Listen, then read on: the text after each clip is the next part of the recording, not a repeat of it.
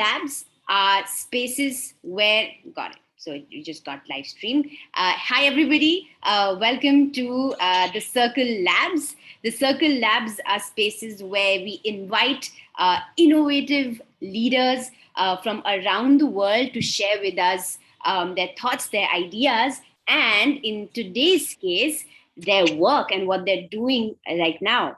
With that, we're welcoming Miguel Gonzalez, who is the founder of Embark Education in Denver, Colorado. Thank you so much for joining us, Miguel, and for what promises to be a fantastic hour, which is morning your time and evening in India at the very least.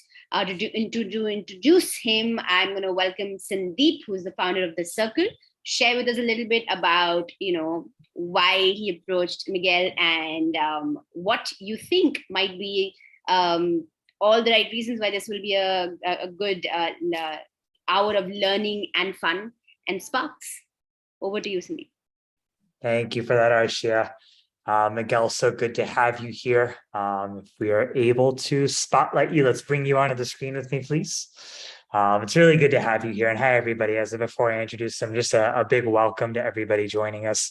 Adding on to what Arshia said, just thank you all for being here this Friday evening. We're excited to dive into this. I think I first met Miguel, I want to say about 18 months ago, if that's not correct. We were actually in Denver. I was back visiting my brother, and we were doing this roundtable lunch where we were talking, and I was telling him about what we're about to be up to at the Circle. And he looks over at me and he's like, I was like, what do you do, Miguel? And he's like, well, I run a school.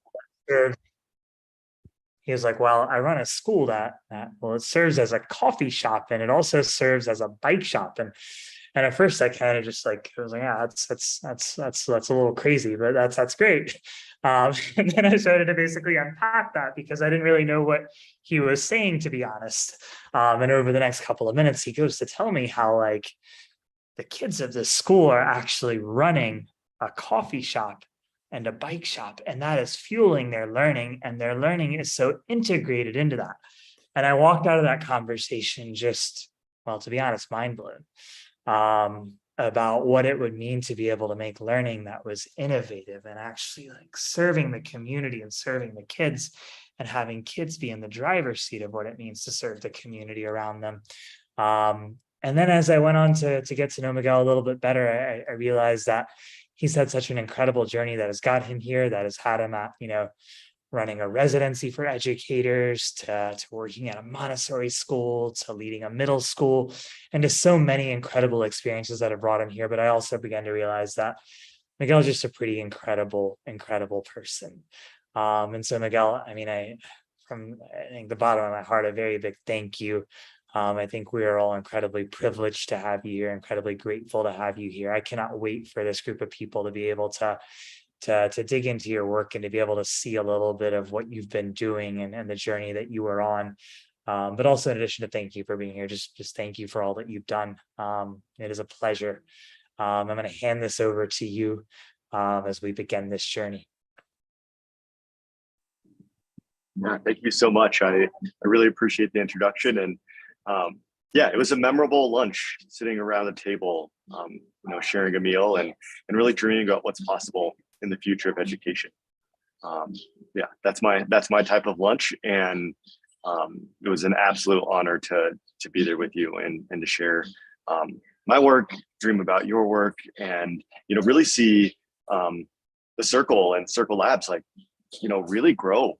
That was already within you in that moment in time, and to be invited to be a part of this conversation as it really life is really breathed into this is truly an honor. So thank you. And really pleasure to meet all of you virtually. I am here in Denver, Colorado, in the United States, and it's as it was said, it's morning for me. We're actually just here at the beginning of our day at Embark Education, and so behind me, what I'm going to unblur my background for you, is our school. So I'm standing in our school right now, which is a coffee shop bustling about as people begin their days. And later here, we'll kind of do a walk around the school as best I can, which is not my normal thing, carrying a computer around our school. But I'm absolutely going to give it the best shot I can to be able to do that with you all. Also, today is a pretty unique day for us. Our conversation fell on student-led conferences. And so our learners are actually in conversations with their families today around the amazing things that they've been engaging with this first part of the year. So it's a little bit of an atypical day for us where, we're not going to see our complete day in action, but we'll be able to take snippets of like what it actually looks like, right? None of this is staged. None of this is manufactured for you all. It's just literally what's going on for us. And so I'm super excited to share that with you. But more than that, I wanted to really kind of ground us all in an understanding of what Embark is, so that way we can be working from, some of you might have had an opportunity to click on a website or see any materials or things along those lines, which is awesome. And it'll give us a little bit more depth. But if you didn't, that's okay. We're going to start with a video that we have that just kind of gives an overview of Embark, to give everybody like a jumping off point, to make this a little bit more meaningful. So I'm going to go ahead and share my screen here. And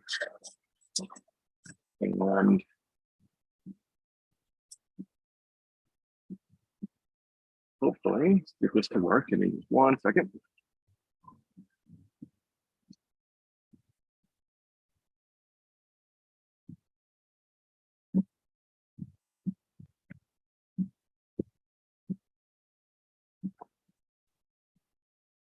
Grant access real fast.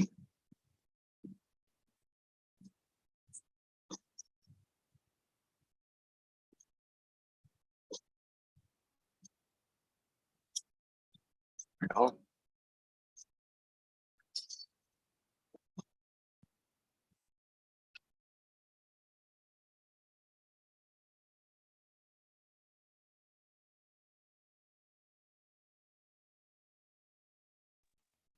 We may have lost Miguel for a moment there, but we'll be right back. There he is.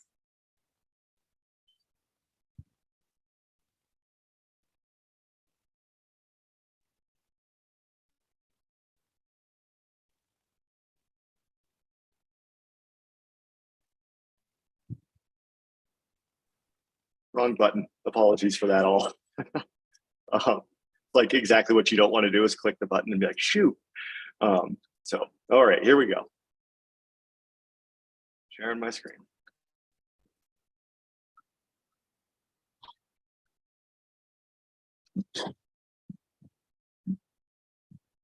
Okay. Can you all see the video just to make sure that is up? All right, thank you for the thumbs up. All right, here we go.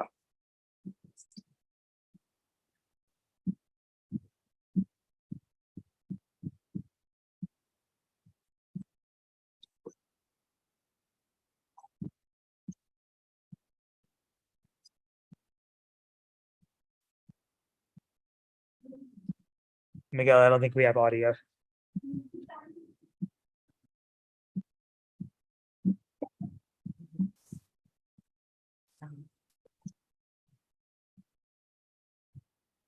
Let's try this one more time. All right, there we go. Embark is in a unique space to lead a revolution in the United States' current structure of education. Because we are small, because we get to try new things, we can show what students are actually capable of doing. I'd say having control over your own learning is definitely a major benefit of going to Embark. Each week, students construct their own schedules. We schedule our own stuff on our own time. You can actually get the schedule that works for you, gives you enough time. Yes, I can do 9:30 tomorrow. Me organizing my own schedule helps me a lot because I get to organize myself how I want to be organized. If you don't make the right decision for yourself, then it's your own consequence. Our children are so ready, especially at adolescence, to take ownership of anything and everything that we will let them. And their learning is probably the best thing that we can put in their hands and have adults step out of the way. At Embark, we have 2 shops that are connected, a bike shop and a coffee shop. The curriculum or the student experience doesn't just live within a classroom, it lives embedded within the real world. We can connect much of our curriculum into those shops and their functioning. The proportions and ratios on the gears of a mountain bike. The proportion and ratios of the different ingredients when they make their own chai in the coffee shop. So it's applying their subject matters into 2 businesses that they're learning about. You could go into Framework and see what the price of a bell is and how many bells did Framework sell in a year, and then add up the prices. The learning has meaning, it has longevity to it. It prepares students for life, and they become better members of a community. What impresses me the most is when students work through the process of learning to own their own learning, their own time management, and their own responsibilities. I can be more responsible, independent, and I'm never left out because of like the small community. I get to connect with everyone. It makes me proud that I'm an Embark learner because I go home every day and I'm excited about going to school the next day because I have fun here. It's not just like this factory making kids to where it's actually, allowing you to learn and grow as a human. When you come to Embark, you will feel that you are at home and you'll feel that you're empowered. And we practice what we preach when it comes to valuing each individual for their unique traits and raising them up.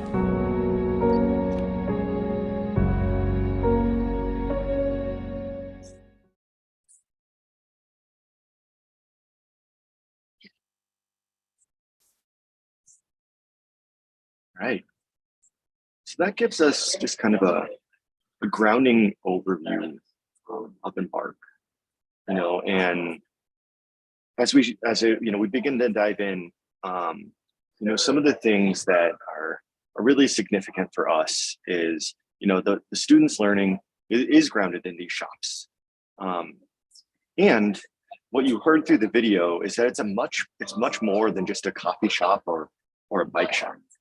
Right? We're a school where we really center our learners, know them, who they are, support them to understand who they are and how they fit into the world. Right? That's what we're really after. Right? We certainly want them to make sure that they're growing in, their academics, math, science, things along those lines. Like that's absolutely important. But that's only half of the equation here at Embark Education. Right? We really do want to help them navigate, what it means to be a 12-year-old, 13-year-old. And that's a really important journey for us. So I'm going to share my screen again, hopefully a little bit more successful this time, and just kind of take us through some of the key things before we go on a walking tour of our spaces.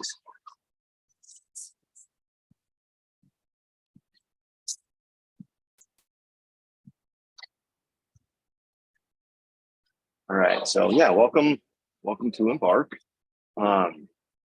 Embark is actually, we think of our work as made up of 3 different areas of work, right? We have Embark the school, which is what we're really talking a lot about today. It's our micro middle school embedded in 2 small businesses, where we're making learning really relevant and meaningful to the learners. We also have, as briefly shared, we have an adult learning space called the Iterative Space. It's an educator residency program built on the concept of radical trust, and surfacing the brilliance that educators already have within them, through giving them the time, space, and resources to make their dreams come true. And then we have our enterprises, which are our businesses, because our businesses are super important to this whole piece, right? And they're really rethinking the intersection between community and youth and learning. So Embark, as we said, over here to the left, Our mission is to support students to courageously inquire, engage, and discover a sense of self. And then we've built Embark off of 3 design pillars: being embedded within the 2 businesses, being integrated, where all of the content is interwoven together, so that way it really creates meaningful learning experiences. You know, as we walk through life, we don't experience life in a way that English is separate than any of the other work that we do, where math is different than anything else. These are really brought together into our spaces, and so we don't separate them out. Also along those lines, we don't really define our grades. We have mixed grade levels here at Embark. So our 7th grade, our 6th graders, 7th and 8th graders all work together into the same spaces. And then finally, we're learner-centered. Again, you'll hear me come back to this time and again, that relationships is absolutely at the key of what we do here at Embark. You know, how, like in the video, how we saw that show up was, you know, the student saying, like, I love coming to school every day, right? That is a mark of success for us, where we really still have that spark for learning and joy in our students.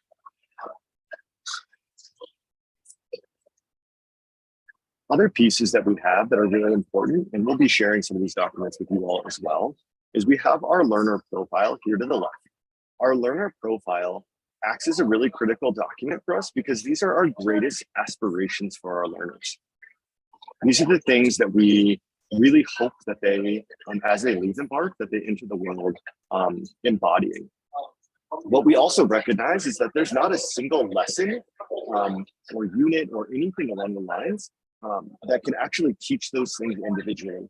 I've yet to figure out a lesson that teaches students to be courageous all on its own, right? But over here to the right, we have our document called our competencies.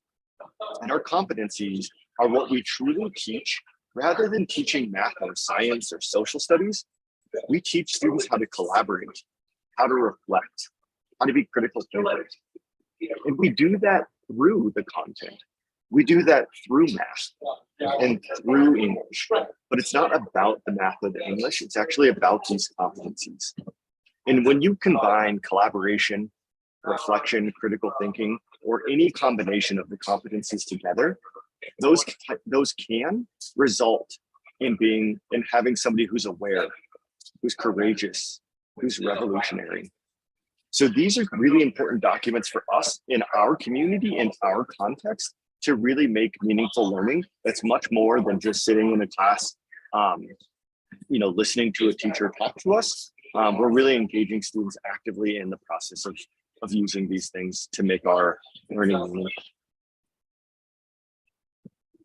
One example for that is in our coffee shop. Over this past year, we have 2 different types of coffee in our coffee shop, and one of the roasters actually didn't make it through COVID, so their business shut down.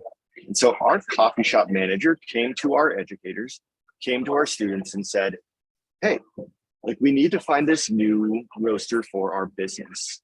And our students took up that challenge, and together they collaboratively started to work together and brainstorm what values do we hold in our community and in our business, and why, like, we want to find a coffee roaster who really embodies those things. And so our coffee shop manager and our students worked together to identify about 15 different companies and different coffee roasters that might fit our community. And then the students began to dig and ask questions. And here is a picture of them where we actually went to go visit the different roasters to do interviews and understand who they are and what their practices are. And our students were engaging them with questions like, you know, how do you ethically source your coffee? And what are the conditions in which the farmers are in order to support these businesses? And then furthermore, they began to make spreadsheets like this spreadsheet in front of us to actually begin to sort and rank their beliefs around choosing the businesses, right? So it was much more than an exercise around, you know, do you like them or do you not? They began to put weighted multipliers and scores to the different areas that they value, right? Like, how did it taste, right? Was it ethically sourced? What was the flavor profile? Was it packaged in recyclable ways, right? And they began to value these things to be able to make like an informed collective decision around what type of coffee we'd be bringing into our coffee shop. Then in the end, what we did was the students actually made the phone call to the different coffee roasters to celebrate celebrate that they were chosen. Ampersand Coffee was the organization that we chose to go with. And they got to make that phone call to the head roaster to let them know that they'd been chosen. But further than that, the students actually had to make the phone calls to the organizations that were not chosen, right? And that is actually a life skill that is super important. And then beyond that, we now get to track our sales into the future. Did they make the right decision? How well is Ampersand Coffee actually selling in our coffee shop, right? So the learning doesn't stop and start at the beginning of the month, at the end of the month, at the end of a lesson, or the beginning of a lesson. Like, our learning is truly just surrounding us as a space that we live in.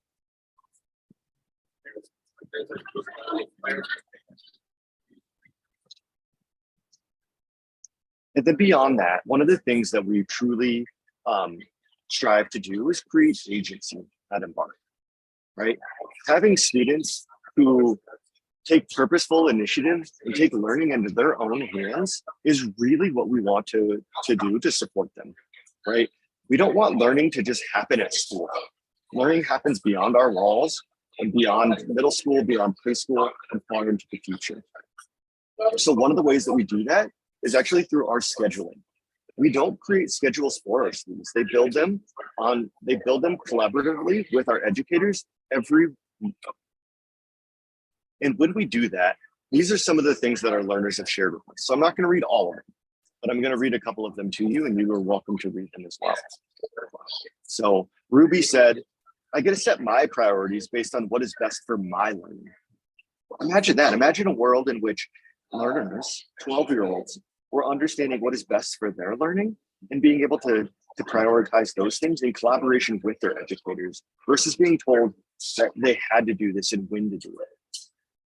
Other things like, my educators trust me and I trust my educators, which makes learning so much easier. Right? When you really enter into a relationship where you guys are in it together, you guys see learning as this collaborative community endeavor where they're able to support each other, is really, really important to them, right? And so this is what a schedule might look like for students, right? So this was taken just a couple of weeks back.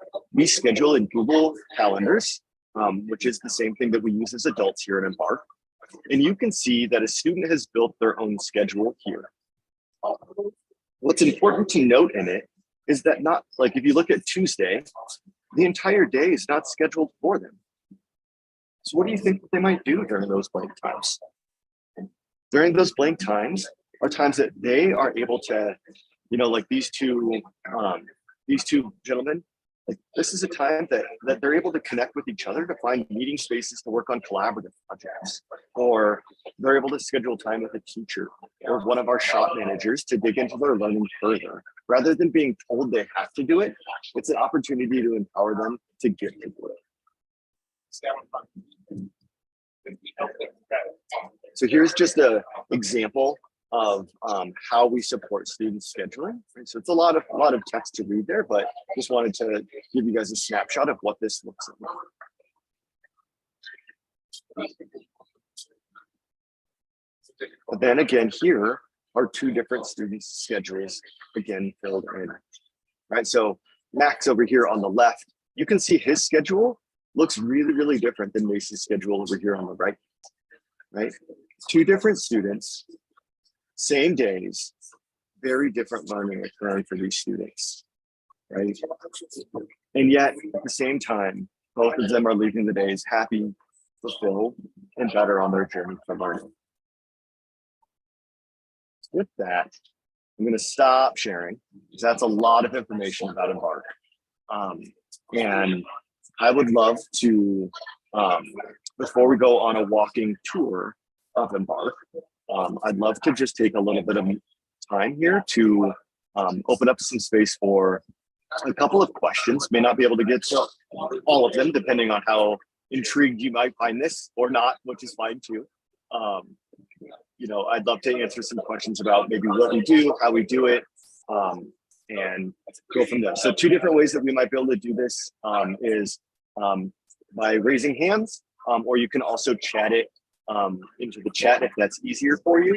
And we can kind of take a couple of questions this way. We'll use a couple of minutes here, and then we'll do a quick walking tour, and then hopefully have another round of questions. Does that sound good to everybody? Yeah, we already have some raised hands. Miguel, you can see them? I cannot see them. Actually, if you could call them out for me, that would be awesome. And we can go that way. Definitely. Let's have Sonia asking a question first, and then we can go to Sanket. Hi, Arshia, and hi, Miguel. Hope you're doing well. So I'm quite impressed by the school. I have a few questions, which are, how many number of students do you have? I'm sorry, my net is not stable, and that's why I can't put on my video here. Sorry about that. No worries. Yeah, no worries. That's a really great question. How many students do we have? So we only have 30 students here at Embark this year, actually 32. And that's actually a really intentional size for us. Because we're embedded in these 2 small businesses, it's really important for the businesses to be also seen as full businesses rather than a school, right? Here in our community, we know that actually the community would not necessarily show up to the businesses unless they were fully functioning businesses first. And having fully functioning businesses is the platform in which we're able to make really meaningful learning experiences for our students. And so that's why we've chosen our number. And it's not like a hard and fast number. We could probably go a little bit higher. We could probably go a little bit lower. But we've really chosen that as the space we are for right now. I think with different businesses, you could have much larger numbers or much smaller numbers. That's definitely a place of it's not defined by, I don't think this is defined by the size of the size of what we've done, actually. It's just what's right for our community right now. So really great question. Thank you for that. But I have 2, 3 connecting questions, okay? Sorry, Sanket, you have to wait a little. Sorry about that. The other question is that you have chosen 2 workshops, right? 2 workplaces. So coffee and cycle, how did you come up on those? I mean, why not others? Yeah, beautiful question. I love that. So they're really intentionally chosen businesses because actually both businesses, first and foremost, have community, right? It holds community. So they're not fully transactional businesses where somebody just comes in and pays a bill and then leaves, right? So again, if you look behind me, there's people hanging out, talking, enjoying each other, right? Which gives our students much more opportunity to actually engage with community. It lasts a lasting impression, both for the community members coming in, but also for our adolescents in this space, right? So that's really important for us.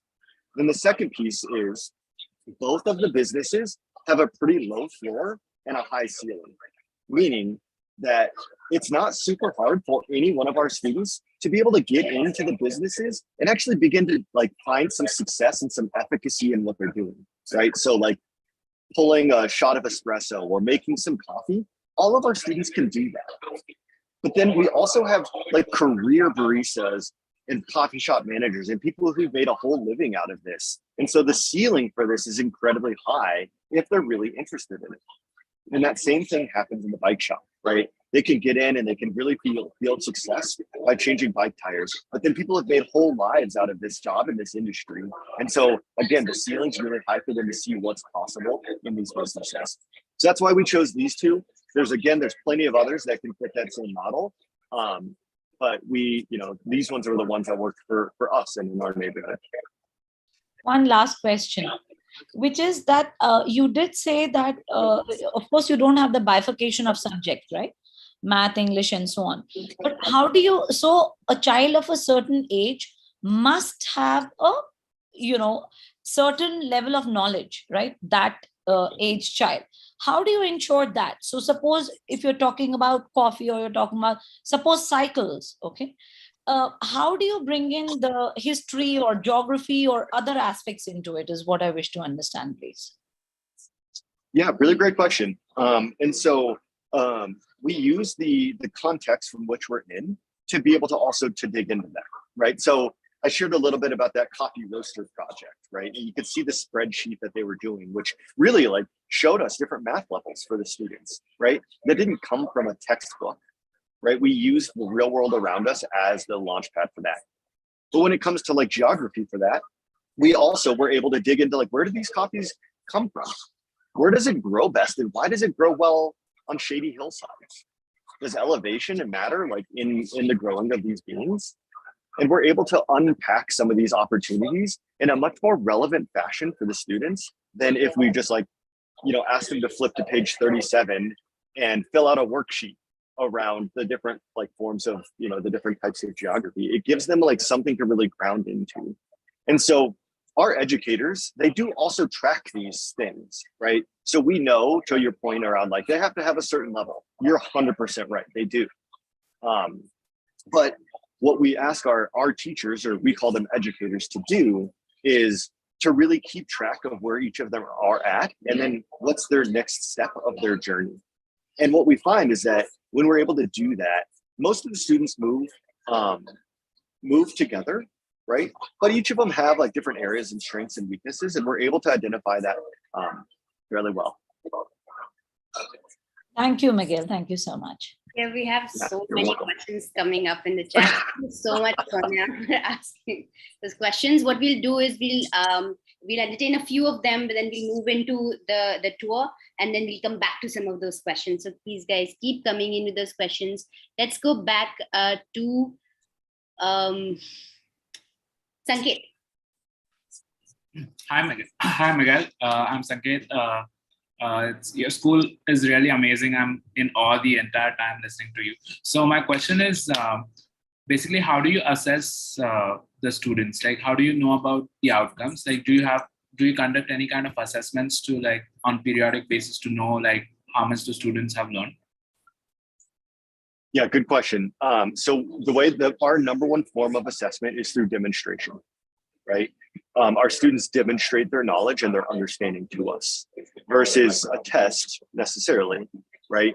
It's not to say that we don't do tests. It's not that like we're like, oh, we don't do those things, but we do them when they're the right way to assess their learning, because tests are not always the right way to assess actual understanding and knowledge. And so when we're talking about, persuasion, right? Their assessment is actually running a sale in the businesses. Were they able to persuade people to come into our businesses and buy the products that we're wanting to do? That's a significantly larger assessment than on a piece of paper, tell me the difference between logos, pathos, and ethos, right? It's like when they're doing it is like way more meaningful and such a more clear assessment. And we do also do tests, and they can also write papers, and they make videos, and they do all of them, some of those different types of things as well.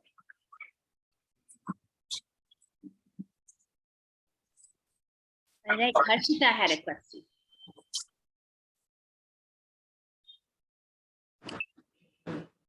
Asha, did you take my name? Yes, Harshita. Oh, this is Aishwarya. No. So Harshita had a question. Maybe I can ask it on her behalf. She says, "Hi Miguel, this truly was fascinating. I would like to know if you also have opportunities for educators to actually come to Denver and explore your school, perhaps for a month or so." That's a really great question. I love that. We do have opportunities for educators to visit. We oftentimes do something like this. With educators regularly. We've also hosted groups with more intent, and actually for a longer term time to come visit. This is actually something like we are literally building out right now.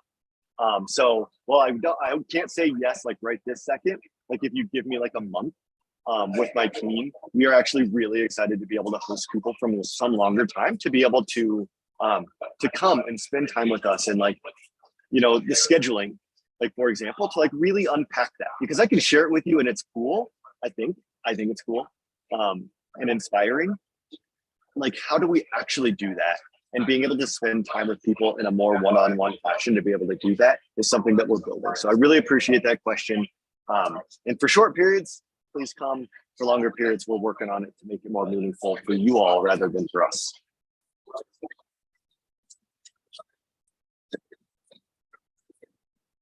All right. So before we move on into our tour, the last question that we would entertain would be Shaista. Shaista, if you're there.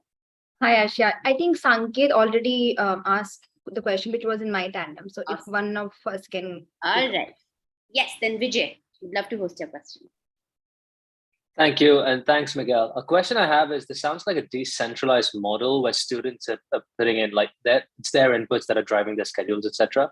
How do you assess, cause and effect for learning outcomes, growth, etc. when it's the varied inputs from across students?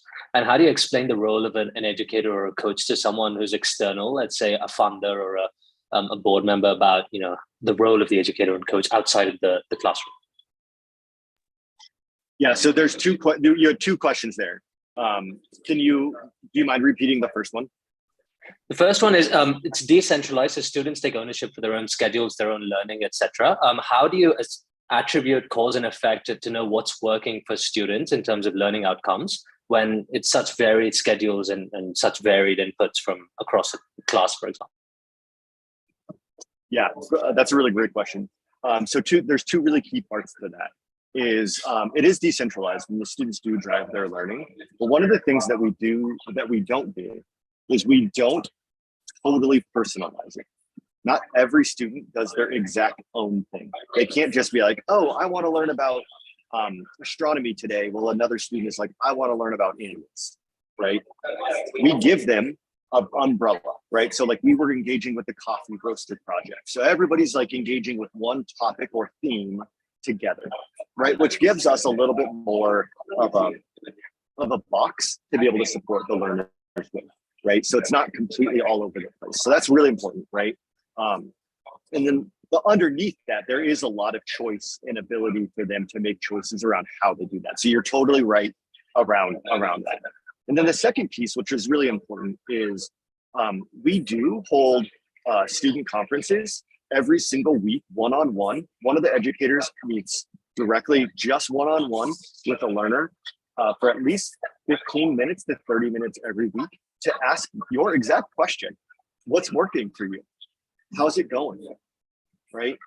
And to have that dialogue back and forth with learners and really to be able to build that level of trust and vulnerability around their saying like, hey, when you were like lecturing the other day, like I didn't get it, right?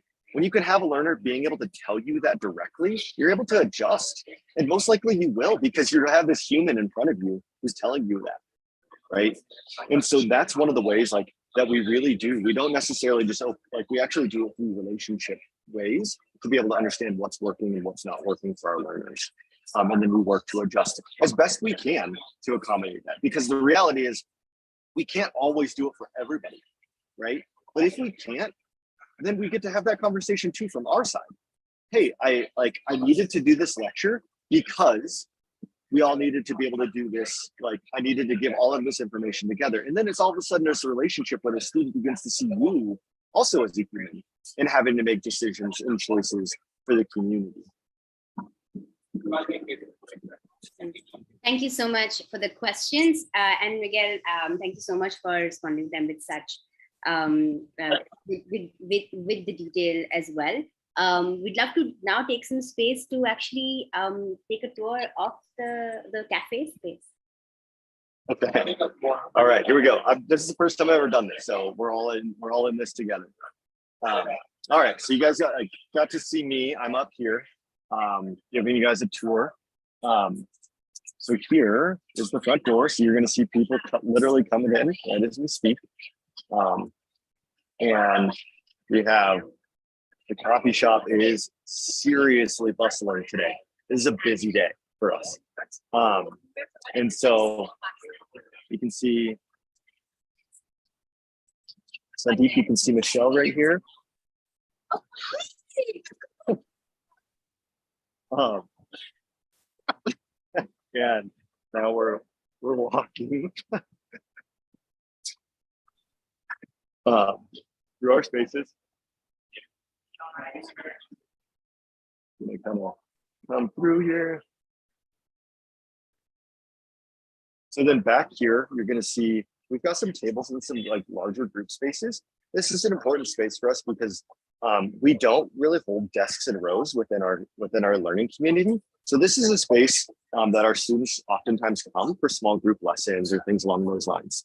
And then over here, you're going to see these are actually like a feature of the coffee shop. We actually repurposed windows to be able to use as whiteboards.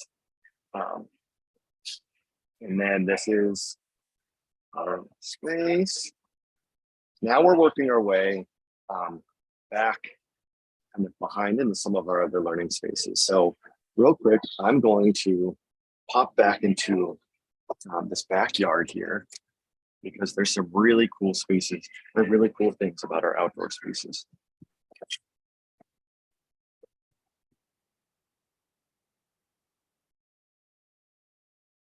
So back here, so we're in the middle of the city, and what's really important for us is to have some outdoor spaces for our learners. And so having a backyard is really, really important for us. And so there's some outdoor space for our learners to be able to engage with. And one of the things that's really cool about this is you'll see this big wall that's painted that says Embark. And it's a huge mural outside here for us. And how that came about was our students were in the coffee shop. They came to me one day and they said, Miguel, can we paint a big mural on the big brick wall? And I was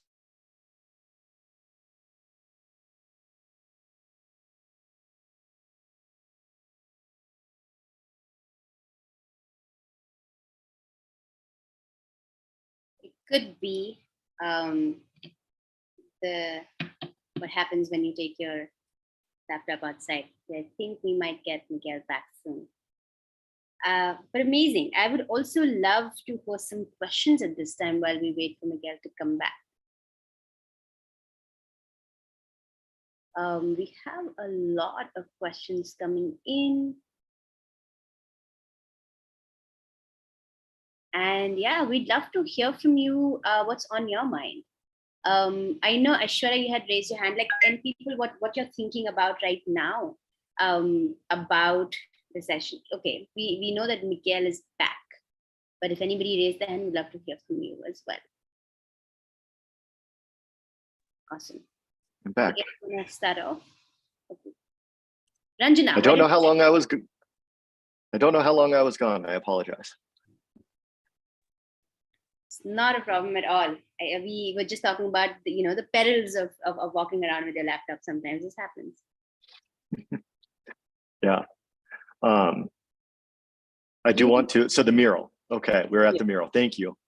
Yeah, just briefly, the mural was painted with a local art collective because we were able to actually have the students be able to interact directly with our community. So this local art collective, supported them because they interacted directly with the community.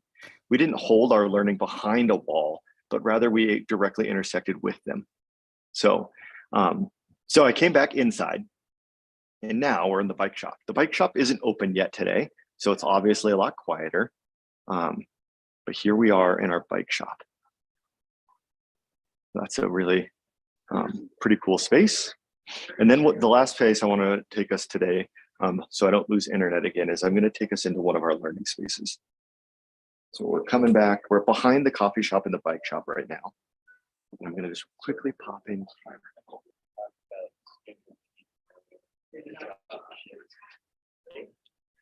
So there's a family. I'm actually doing a tour right now with some educators in India. So very fun. Yeah. Very fun. Yeah. So just this is our student-led conferences going on. And so you'll see as we look around the space that there's not any desks and rows. You'll notice our competencies and our learner profile are central to our spaces. And then up here, we have like a loft that the students built for like some quiet reading and things along those lines.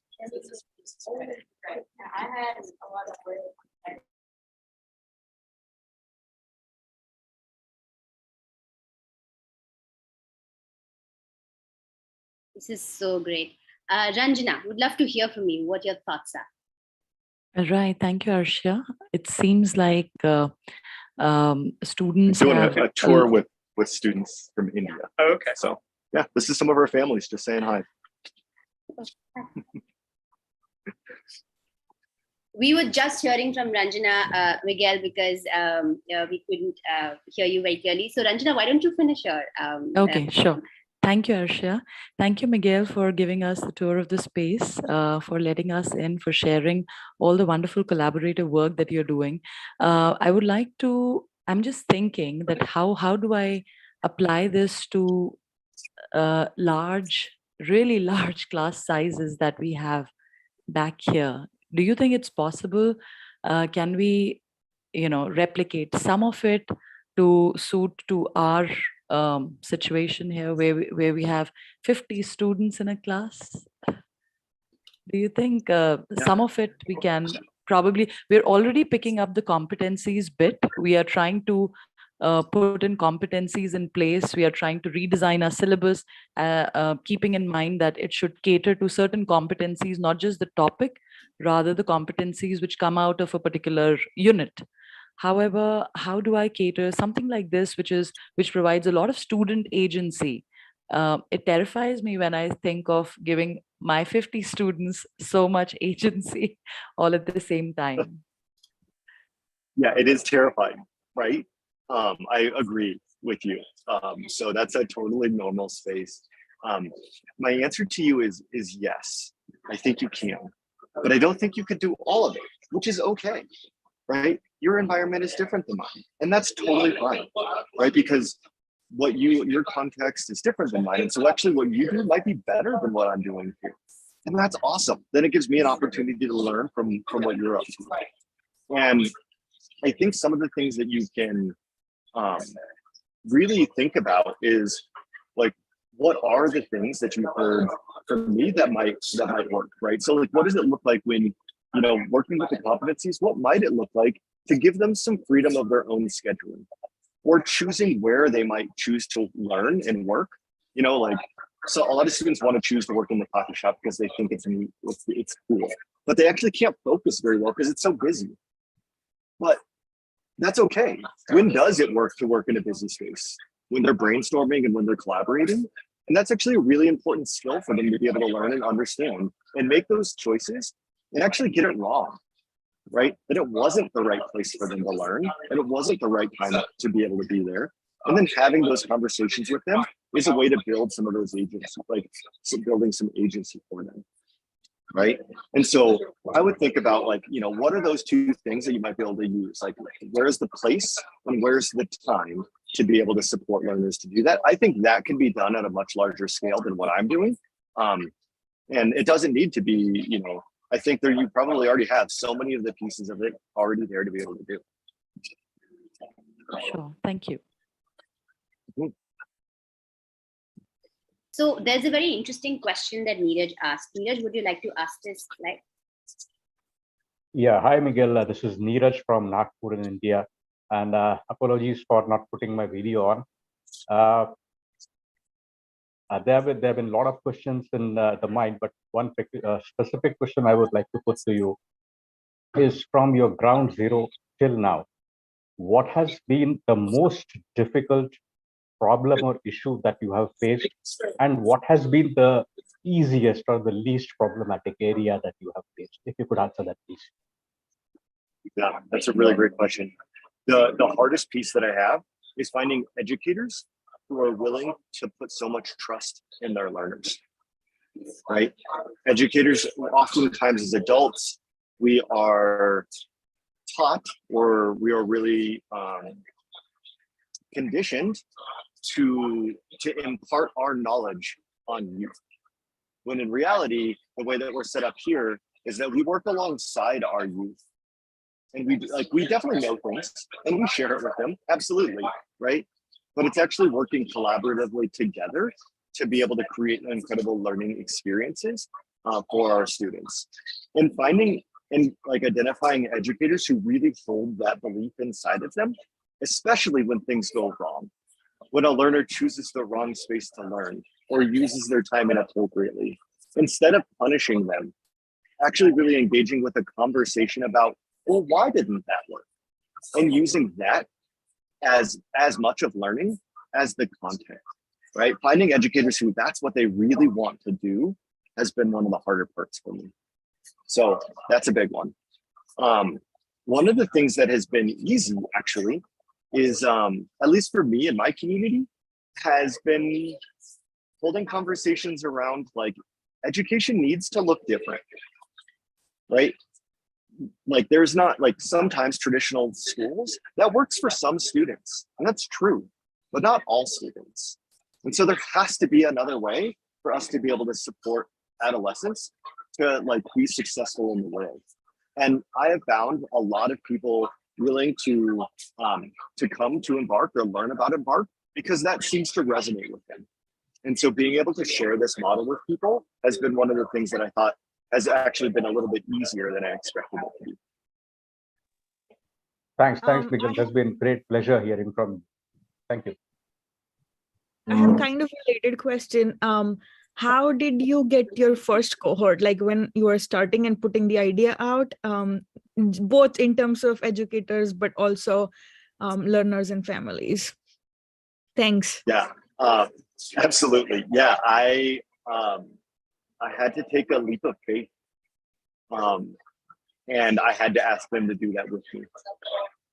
That's the honest answer, right? Is I had the idea and I had the structures, and I was able to talk to it about why, like to many of the things I shared with you today, I was able to share those things and about why those things had value and why they should trust us.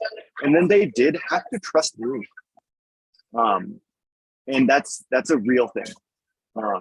They had to trust that I was going to be able to support and care for their youth, for their children. And that's like, that was what I had to do, is I had to, really build relationships and talk with people and build trust in my community before people sent their children. So that's what I had to do first, which took time. Yeah. And can you add a little bit more in terms of like numbers, like how did it start and like how it grew? And thanks. Yeah, so we had 17 students our first year, and we had them in 7th and 8th grade. And so for us, that's 11 and 12-year-olds, and sometimes 13. And so we then grew down. So we then opened up a grade lower to 6th grade. So then we had 6th, 7th, and 8th into our second year. And then that we actually grew from our original 17 to our full 30 in 2 years. And so again, that's like, for us, that's not like huge numbers, right? So I totally recognize that we were able to grow to full growth in 2 years. Like, yeah, over 30 kids. Like that's like, so I'm not trying to say that it's like a big fancy thing. It's just the right growth stuff for us.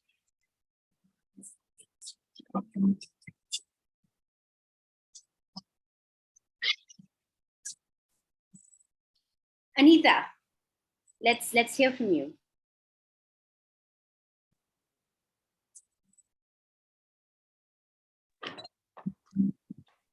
Hello. Well, let me put my headphones because I'm in a classroom. I'm in Panama. I'm from India, but I live in Panama. So I'm fully bilingual. Okay, I'm just curious about funding. Is it state funded or is it private funding? Because I'm sure in Denver, it must be difficult to have. Yeah, great question. Yeah, for sure. Really good question. So here in the United States, we are a little bit too far outside of the system to be able to get state funding. Because we're in a coffee shop, because we're in a bike shop, that's really unfamiliar for our public education system. And so we don't have any state funding. However, we are technically a private school, but we are tuition free, so we do not charge any students to come here. How we have that set up is our two businesses, we own our two businesses, and all of the profits from the two businesses support our learning to occur. And then we also do have some grant and philanthropic dollars to support us in this journey as well. So those are, and then like you also saw Embark Education is made up of 3 different parts. And so we also have some of our adult learning that has some revenue that also supports our school. And so we've built a business model in which it's not just about this. The most important thing is our school and having that be financially successful. So we have different ways and incomes to be able to make that true. And thank you for that. And do they have to take like SATs for like college or? Yeah, SATs for college. Yeah, good question. So at Embark, we're only middle school, right? So we only go through 11 to 13-year-old. And so they do go on to high school, right? Here in the United States. And they do have to take, their SATs, ACTs to get into college. And we've had our students be incredibly successful when it comes to testing beyond us. This is great. Thank you. So you kind of start a very good foundation for co-op in the middle school. So by the time they finished high school and they get to college, they can actually get into co-op education, colleges, and actually fly from there. Nice. It's very nice. Thank you. It's fabulous. I wish there were more schools like this. Thank you. I appreciate it. Awesome. Chahat, you had raised your hand. Hi, Miguel. First of all, thank you so much for sharing the wonderful journey. It's very, very inspiring, the kind of work that you're trying to do and the kind of work that you've already done. My question is twofold. So one is, how do you ensure, because you said that when something related to geography or something related to math, you ensure that it's a real life application based understanding that you'd like to provide them through Excel sheets and through real learning at the top. So I'm sure that there must be a ceiling that the students reach through that learning. How do you ensure that continuous learning happens over the course of the 2 years?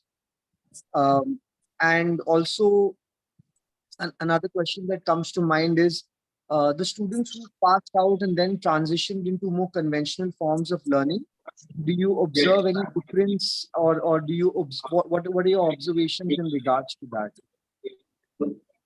Good question. I think that to the first question is we give our students opportunity for continuous learning. I would venture to say it's impossible to force them to, right? If a student doesn't want to learn, they're not going to learn. Like no matter what we say, no matter what we do, or what we like, no matter the learning experience, if we can't embrace as adults, then we're failing it already, right? And so the biggest thing that we need to do in order to ensure continuous learning is ask ourselves, like we go through 3 questions that we ask ourselves. What am I doing that students should be doing? What am I doing that students could be doing? And then what are the conditions I need to put in place in order to assure that those things are true? And when we ask those 3 questions, oftentimes that will create conditions for continuous learning. If we ask those questions and a student is still reluctant, then there's something else going on. And that's when we need to actually sit down with a student and ask about what's going on, because it's usually not about the content. It's about something going on in their lives. It's about something going on at home, right? And those are things that we must work through to ensure continuous learning versus it being about the content, right? Versus it being about the math or the science. Because if a student is coming to school and they haven't eaten for the day, or something along those lines, like if those initial needs are not addressed, then no matter what we do here at school, they're not going to learn. Right. So that's probably our first way to ensure continuous learning, which is probably maybe not the answer you expected to go that way. And then the second question that you asked was about them going into the conventional system. They do go into the conventional system. And what we have learned and seen as the difference is that their executive functioning skills, their ability to navigate their own time, to have agency, to take control of their own learning, and to actually be able to see adults in communities as resources versus as like the villain or the bad guys, right? Oftentimes adults are like seen and pushed away from by youth. what we've seen out of our learners is that they actually embrace that, and that they can't understand why their peers in the conventional system don't, right? And so they are a lot more willing to navigate the world and take risks with themselves and with their learning than their peers. And also of note that they are academically on par with their peers, if not slightly advanced. One quick question, if you can just touch upon how do you select the students that you take in? Yeah, so we select our students that we take in. This isn't going to surprise you, through first building relationship with them. And so we actually invite all families into our school because our school is very different. And so we want them to come in, and does this feel okay? Right? If a family is like, I don't want my kid going to school in a coffee shop, like that's okay. That's all right. Right? Then this isn't the space for you. And that's okay. There's lots of other amazing schools. But if this is something that really resonates for them, then we start to build more and more relationship to make sure that this is the right place for them. And also the right place, like they're the right person for our school. So we actually don't, the way that we build our school is we don't accept individuals, we build a community, right?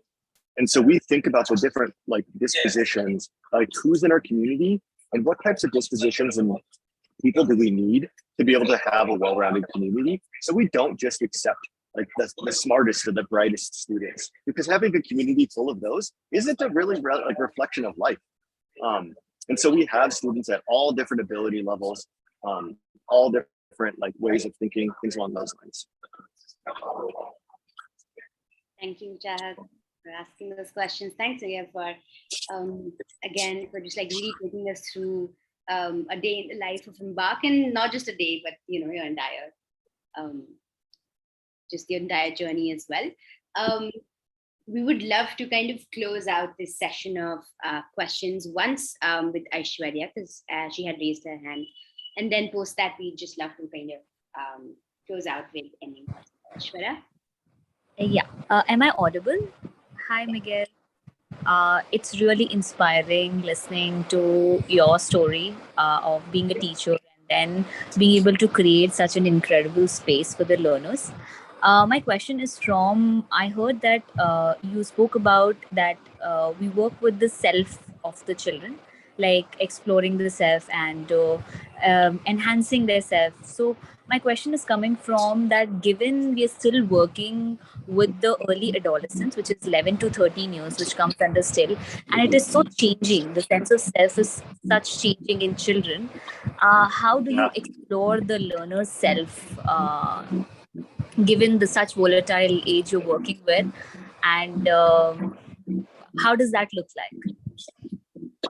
Yeah, that's a really great question. So we do a lot of that through, I shared that every week we hold individual time with each of the learners, right? It's about academics, as I addressed that earlier, kind of like what's working for you or things along those lines. But there's also the space in which we ask them questions around, or like support them to understand those things, because as you said, they're very much trying on different identities and different personalities. And so we just talk with them about that, right? When a student shows up one day wearing like totally different clothing than they wore the day before, there's a reason for that, right? And so we'll ask them that, like, well, why did you choose to wear that today? How did your peers react to you, right? How did that feel? Did you like that? Or did it make you feel uncomfortable?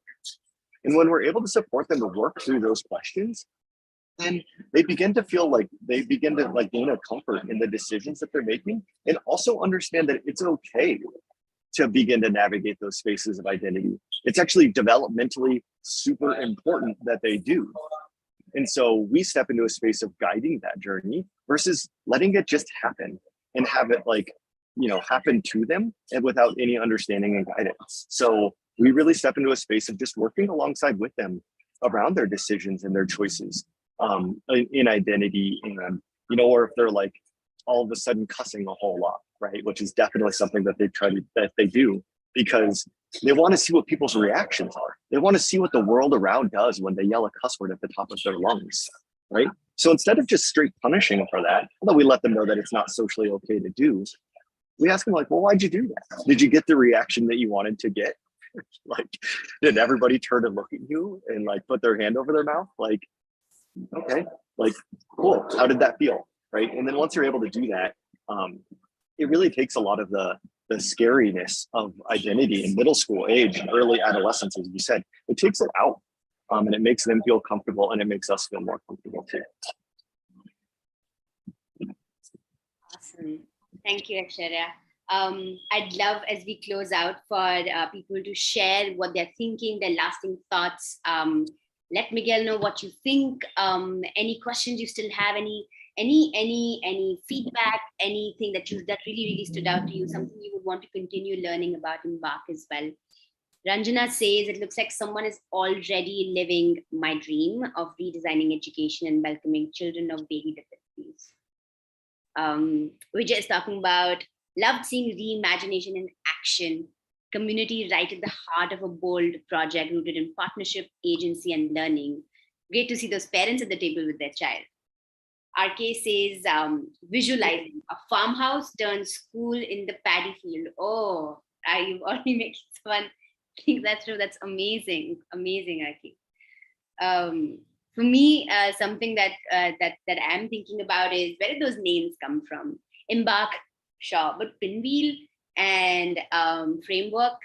So yeah, that's the thought I'm thinking, and especially because the Pinwheel is in India is called the Firki, and it's also very close to the symbolism that Teach for India also holds true. In fact, Firki is a partner organization hosting this, so it also means Pinwheel. So it's very, very interesting. And Chahat says, love the session, love the school and the sense of community M and his team are building. Key takeaways, it's okay, one size doesn't fit all, and education has to incorporate students' voice. When a student goes to school, both the student and the school must choose each other. Seeing this in action is inspiring. Anita is asking, thank you so much for the insights. Is there a way to contact you or Embark? How? Yes, you can definitely reach out and contact us. I think what I'll do is I'll make sure to share some of those documents that I shared with you all in the slideshow at the beginning, and then as well as contact information, so that way it can be shared broadly to everybody after the session. Wonderful. Yes, again, with that, we'd love to thank you for hosting, for letting us into your home, sharing some of that great coffee. I can almost smell the blonde roast, have a great student-centered learning day. I think that is what you called it with your school. And yeah, thank you so much for hosting us. And we hope that this opens the door to many other visits that we do, and that you have now planted the seeds for just taking people through visualizing what their schools could look like.